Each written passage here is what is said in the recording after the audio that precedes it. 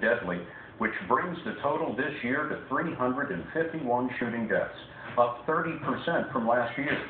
Drug gangs are a big reason. Arminta Tatum spoke with a lawman on the front lines.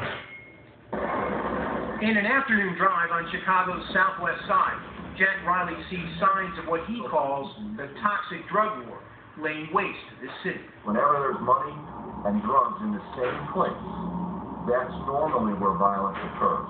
Riley is special agent in charge of the Drug Enforcement Administration office here and in 4 neighboring states. Daily turf battles over drugs and distribution, he says, are turning parts of this Midwest city into a Mexican border town. One of the hardest jobs that I've had in the last couple of years is to convince our law enforcement partners that we need an enforcement mentality as if we're on the border.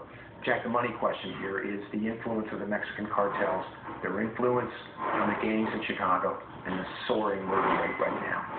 Well, let's take the gloves off on this. We know that the majority of the narcotics here in Chicago, the cartels are responsible for. We know that the majority of the murders are gang-related, so it is very clear to see the connection and the role.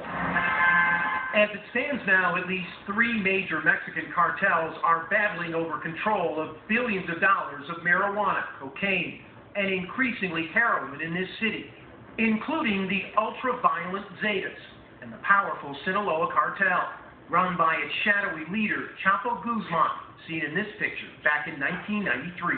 Chapo Guzman is the most dangerous criminal in the world. So you're saying, in essence, the most powerful drug lord in the world is operating out of this city? I'm saying the most dangerous criminal across all crime in the world is Chapo Guzman, and this is one of his hubs. For good reason. Chicago's location and easy access to a wide variety of transportation. Well, you've got to look at Chicago from a perspective of a business logistics. It's an ideal spot to set up shop. To fight back, Riley has taken lessons he learned 5 years ago as agent in charge of the DEA's El Paso office. He's formed a 25-agency strike force featuring state and federal prosecutors, the FBI, ATF, and local police that began operation in January. Its focus, shutting down choke points, where gang leadership meets cartel lieutenants. The same strategy he used, he says, to make major arrests on the Texas border.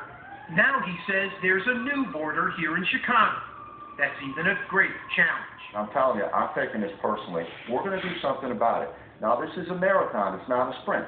And our changes here with the strike force and the way that we look at drug enforcement is going to take time, but it's going to have lasting effects. And more than ever, Chicago's problem is turning into a Midwest problem. Tentacles of the cartels spreading drugs and violence, Scott, into Milwaukee, Indianapolis, St. Louis, and Detroit.